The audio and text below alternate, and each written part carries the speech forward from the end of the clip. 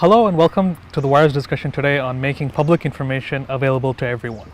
My name is Anuj Srivas and today our guest is Carl Malamud.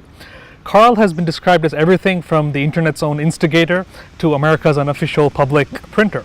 But Carl's mission over the last 25 years has been to use the internet to make publicly accessible or available information, more accessible and more available to everyone possible. Over the last 10 years, a lot of his work is centered around, legislation, legal codes, standards, and so on and so forth. And more often than not, this brings him into confrontation with government authorities who would like to regulate or disseminate this information in a very selective manner. But thank you, Carl, for joining us. My pleasure. My pleasure today. And I mean, for our viewers who are not familiar with your work, could you walk through what it is to sort of, make information that is supposed to be public, in a more public fashion available to the people? Well, so the information I deal with is information that most people agree should be public, but for some reason is not. It's locked behind a paywall because of inertia, or the government agency is not technically able to handle the problem, or somebody wants to be the vendor, wants to be exclusive. So what I look for is large databases like the US Patent Database. In that case, I bought all the data. The Patent Office was selling it, so it took a few $100,000, which I was able to raise. I bought it, I put it online, millions of people started to use it, and I went knocking on the Patent Office's door and said, you know what? This is your job. You should be doing it. And that's always my goal, is not to put myself in the patent business or another business. It's to make government better, to show them that people actually care about this information. With the patent database, the patent commissioner actually told me he just didn't think ordinary Americans would care about this stuff. Put it online, millions of people started using it. Right. So, but in some cases, this information, for example, is available to the public, but for a fee. For instance, and how do you deal with that when it comes to the government agency that makes money off of it? Well, so revenue is very important for any government agency, any NGO. In the case of the Patent Office, they were making $40 million a year selling patents. But you know what? The whole purpose of patents, this is the only database that's specifically called out in the United States Constitution. It's not there to be sold. They can make money doing other things, and they can actually sell the data. The question is, once I've bought it, am I able to republish it in a way that makes it better and more useful? So I don't even mind if there's a fee for service for information. The question is, are you then allowed, without a license, to use that information, make it better, inform your fellow citizens, do something with it? Correct, that's true. And so, I mean, some of your work has also extended to India, and over the last a couple of years. And as I understand it, you're currently, for instance, in a legal battle with the Bureau of Indian Standards. Could you talk to us a little bit about this and how it started, from the beginning? So there's a couple kinds of laws, right? Legal materials, edicts of government. There's acts of a parliament. There's government regulations. But safety standards are some of the most important laws in our modern world. The National Building Code of India, the standards for textile machinery that keeps workers safe, for the safe application of pesticides. And all these Indian standards are noticed in the official gazettes. They have the force of law. In many cases, you may not sell products in India unless they are certified, and they may not be certified by BIS unless they meet standards, and they're all government publications. Despite that, there is not only a copyright notice, there is a notice that you may not copy this stuff without our permission, and they sell it. The National Building Code of India costs 14,000 rupees in India. That's a lot of money for a book that every engineering student in India needs to study. If you buy it in a foreign land, it costs 1.4 lakh rupees, 10 times as much. If you want to do business with India, you need to know what the safety laws of India are. Correct, right. And so in 2013, I believe, you took some of this data and made it public. But the BIS didn't appreciate that. Well, BIS didn't notice. What happened at first is I purchased a number of Indian standards. One of the things I do is I don't sneak around, I don't hide. And so I called Mr. Sam Petroda, who was in government at the time, working for Manmohan Singh. and said, Petroda G, I'd like to come see you. And I went and saw him, and I brought copies of standards. And I explained the situation. I said, I'm going to put these online. What do you think? He goes, this is good. I said, well, the Bureau of Indian Standards might be annoyed. He goes, this is important information. It should be available. They didn't notice. I took all 19,000 standards. I put them online. I paid $5,000 a year for the DVD. And then it came time to renew my subscription. Sure. And so I sent them a letter. I said, yes, here's a purchase order. I would love to renew my subscription. By the way, here's all the standards, and we've taken 971 of them and we've transformed them into HTML. We've redrawn the diagrams as SVG graphics. We've recoded the formulas as MathML. Would you like copies of all that information? And I got a letter back saying, basically, stop. You must stop immediately. They refused to renew my subscription. They demanded we take them down. So I sent them a letter back, and I explained why. In my belief, under the Indian system of government, under the Indian Constitution, under the Right to Information Act, this was public information, and they disagreed. So we petitioned the ministry. That's the next step. Big fancy petition. Petrodages did an affidavit. Vint Cerf, father of the internet, did an affidavit. A number of very prominent professors of water engineering and transportation signed affidavits. We had examples of why the standards looked better, why we were adding values. Went up to the ministry, and after a while we got an answer back saying, no, you can't do it. And so the next step is a public interest litigation suit, along with my colleague Srivas Kodali, who is a very talented young transportation engineer, and Dr. Sushant Sinha, who does the amazing Indian Kanun. We filed suit. The law firm of Nishis Desai agreed to represent us pro bono. They're not charging any money. Salman Khurshid, former Minister of Law, agreed to represent us pro bono as our senior advocate. We are in front of the Honorable High Court of Delhi in New Delhi. It is papered over in the sense of BIS has answered our complaint. We responded. The union government has failed to respond. And so we're before the court again in November 13th. And our hope is that the Chief Justice or the judge who is presiding will order an oral argument early next spring, that we will have our day to state our piece, that the government will state its piece, and the government will render a verdict. Sure. So Carl, as I understand it here, BIS's defense rests on copyright for one. But another thing that it also talks about is the fact that it needs to be compensated for creating these standards.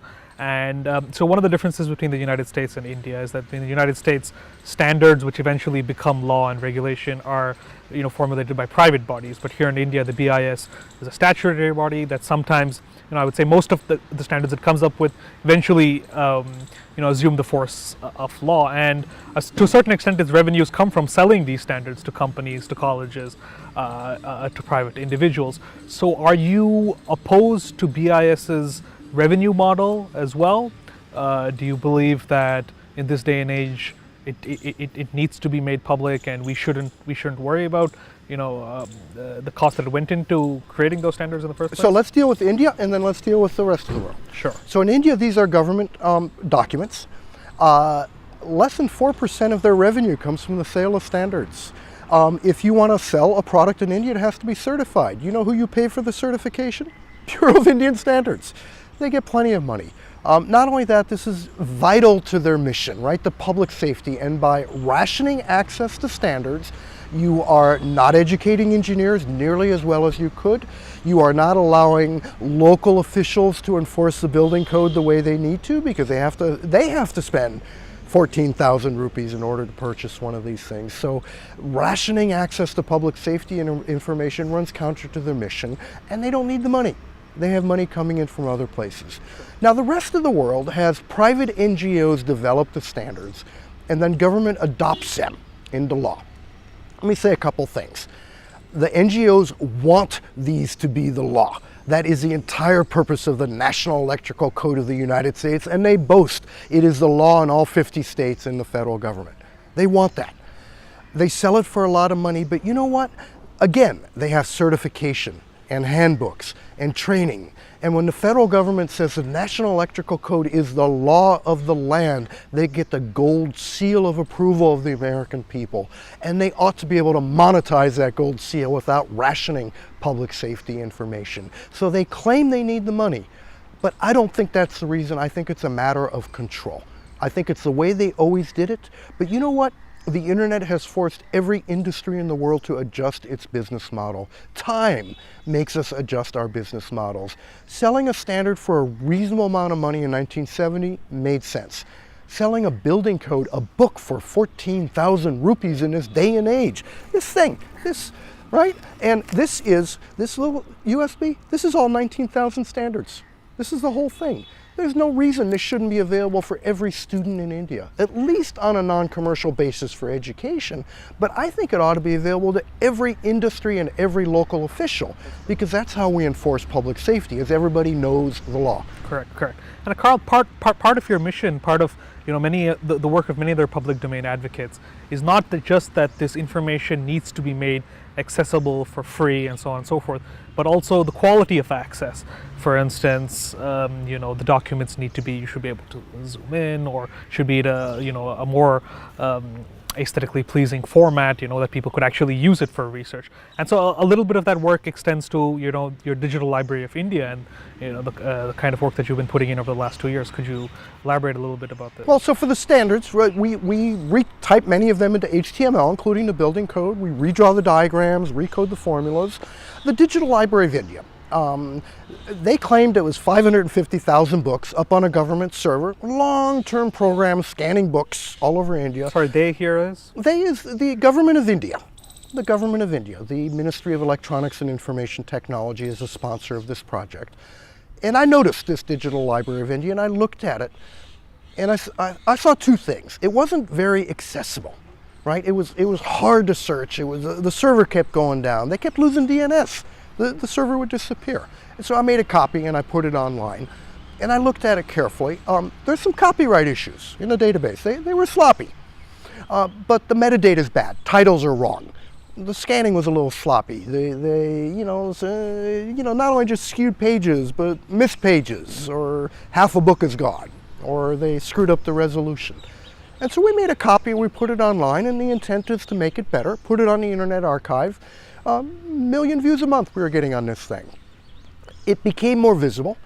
We got a few takedown notices, and that happens in the big leagues. You get takedown notices and you respond to them. You say, okay, fine, I'll remove it. In certain cases you're happy to comply with them as well. Oh, absolutely. If someone says this book is copyright, it's not a problem. We'll remove it immediately. No big deal. And when you're dealing with hundreds of thousands or millions of books like Brewster Kahle has on the Internet Archive, you get those. Mistakes happen. The government freaked out because it became more visible, and they got a couple notices from people saying, oh my God, you've got my book. And they took the entire database down. And they asked us to take the entire database down. And I said, no, we're not going to do that. They said, well, take down everything from 1900 on. What kind of books are part of this collection? It's an amazing collection. 50 different languages. So about half are in Romance languages, English, German, French. Historical books, nonfiction, Gazette of India, all sorts of gazettes for different states. 50,000 books in Sanskrit, books in 30,000 in Gujarati. I'm not sure of these numbers, but it's in the tens of thousands in Punjabi. Books in Tibetan, books going back 1,000 years. Just this amazing, unique collection that's unavailable anyplace else in the world. I'm getting notes from India scholars from all over the world saying, oh my God, this is great. And we make it available in a different way. You can navigate much more easily. People can very quickly send us notices and say, oh, you got the metadata wrong, and we're able to fix it. And so we're trying to make it better. But the government said, no, you have to take it offline, and we will tell you which books are okay, because we are going to examine them one by one and decide which are copyrighted and which are not. And I don't think, first of all, I'm not sure I believe they're the experts in what is copyright and what is not. And copyright's not a binary thing, right? If you're blind, I can make access to any book under an international treaty. Under the Indian Copyright Act, if it's for educational purposes between a teacher and a pupil, that's what the Delhi University case is all about. And so it's not a binary thing. And I just don't think it's the government's job to tell you what to read and what not to read, and certainly not their job to tell me which books to make available on the internet. Correct. That's unless there's some national security issue or something of that sort. But if it's simply we don't like it, it's like, I'm sorry, I don't care. Correct. So, and now we've come across the situation where the IT ministry has taken their library down, and yours is the only version that's up. It is, which is nuts.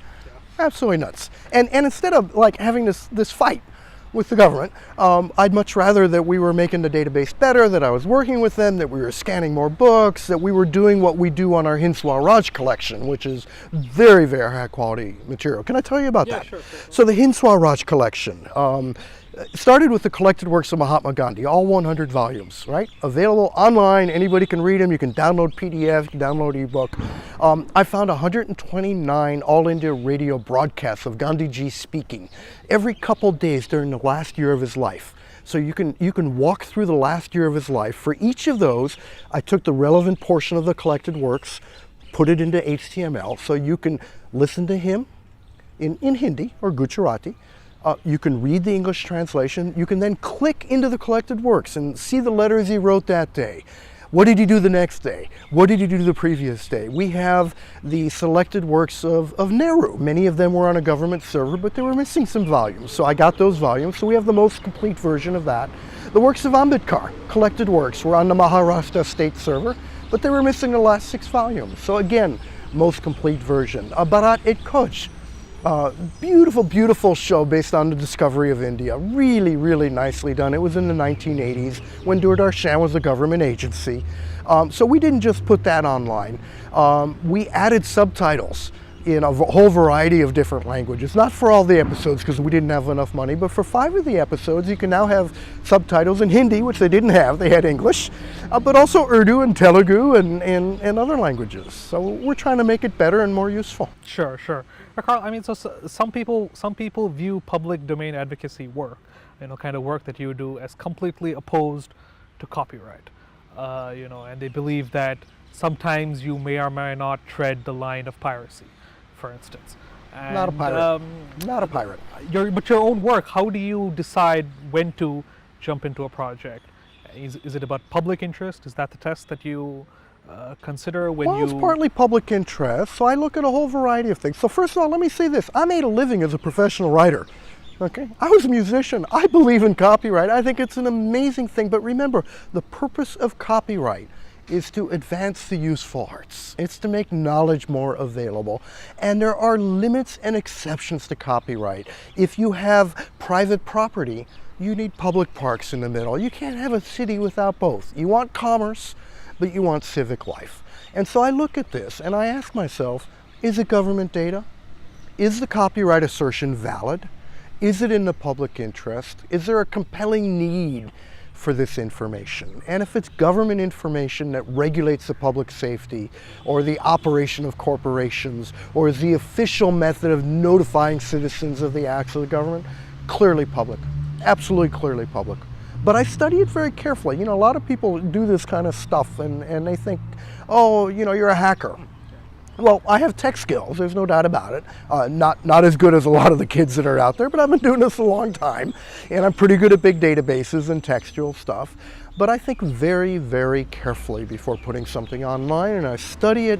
I do a lot of research. With the Indian standards, I just didn't jump in. I spent a lot of time. I got that 3-volume treatise on constitutional law, and I read very carefully. I looked at it. I'm not a lawyer, but I read that. I went and saw San Petroda. I talked to a bunch of people, and only after doing that did I decide, okay, it is my belief that this is public information. And you know what? If I was wrong, I will suffer the consequences. And that's the other part of doing this kind of work, is if you do make a mistake, you might have to pay a penalty, and you need to be prepared for that. That's true.